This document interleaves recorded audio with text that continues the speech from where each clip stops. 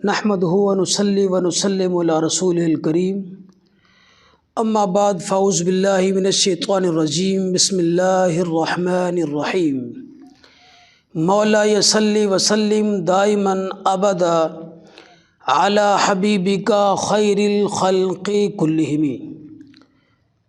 معزز محتشم سامعین و ناظرین کو روحانی دنیا میں خوش آمدید۔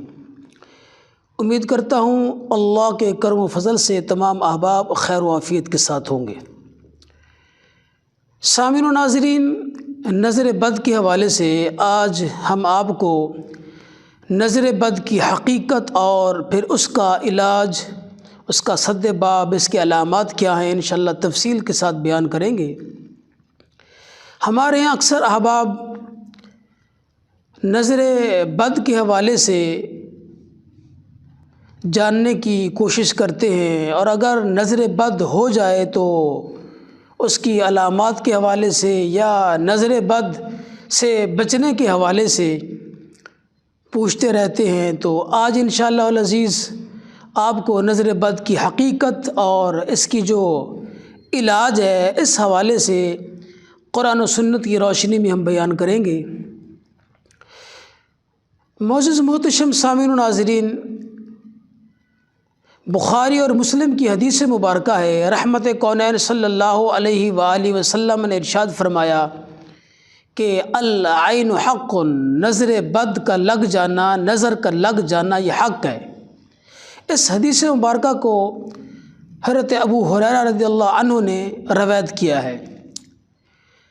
اسی طرح صحیح بخاری کے اندر ایک اور حدیث مبارکہ ہے، پیارے آقا صلی اللہ علیہ وآلہ وسلم نے ارشاد فرمایا اگر کوئی چیز تقدیر پر سبقت لے جاتی ہے تو وہ نظر بد کا لگنا ہے۔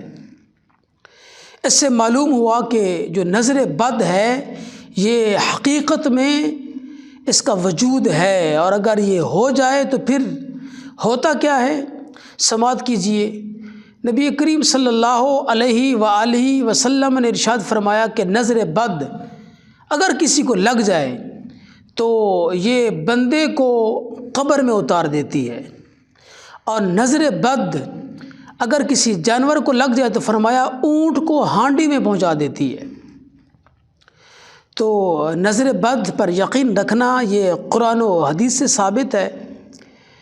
حضور نبی کریم صلی اللہ علیہ وآلہ وسلم کے ہاں جب کفار و مشرکین نے ہر قسم کا زور لگایا، حضور کو تکلیف دی، اذیت دی، تو پھر ایک مرتبہ انہوں نے یہ بھی کوشش کی کہ جو کافر نظر لگانے والے تھے، جن کی شدید نظر لگتی تھی، تو انہوں نے ان کو تیار کیا اور حضور کی بارگاہ میں بھیجا۔ حدیث مبارکہ کے اندر ہے کہ ایک کافر حضور کے پاس آیا، اس کی نظر بہت تیز لگتی تھی، تو حضور نبی کریم صلی اللہ علیہ وآلہ وسلم تلاوت فرما رہے تھے، اور وہ آپ کی بارگاہ میں آیا اور پوری ہمت اور قوت کے ساتھ اس نے حضور کو نظر لگانے کی کوشش کی۔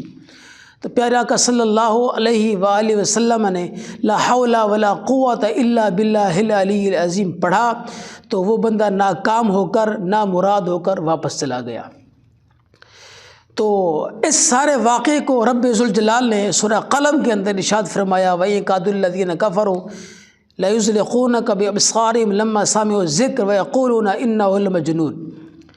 معزز محتشم سامعین و ناظرین، بخاری اور مسلم کی حدیث مبارکہ ہے کہ حضور نبی کریم صلی اللہ علیہ وآلہ وسلم جب حضور کا آخری وصال ہوا، حضور کا آخری وقت تھا، حضور جس مرض میں مبتلا تھے، تو حضور معوذتین پڑھ کر اپنے اوپر دم کرتے تھے، اور اماں جی سیدہ عائشہ صدیقہ رضی اللہ تعالی عنہا اب بھی فرماتی ہیں کہ میں بھی پڑھ کر معوذتین کو حضور پر دم کیا کرتی تھی، اور حضور کا ہاتھ باعث برکت سمجھتے ہوئے حضور کے جسم پر ملا کرتی تھی۔ ساری گفتگو کا محاصل یہ ہے کہ جو نظر بد ہے یہ حقیقت میں لگتی ہے، اور اس قدر شدید ہوتی ہے کہ حضور کا فرمان ہے کہ یہ اگر کسی مرد کو، کسی انسان کو لگ جائے تو اس کو قبر میں پہنچا دیتی ہے۔ تو نظر بد حق ہے، نظر بد لگ جاتی ہوتی ہے۔ نظر بد کی حقیقت سے آپ نے جو ہے جانا۔ اب نظر بد اگر کسی بندے کی لگتی ہے تو وہ تو مجبور ہے، بے بس ہے، اسے کیا کرنا چاہیے؟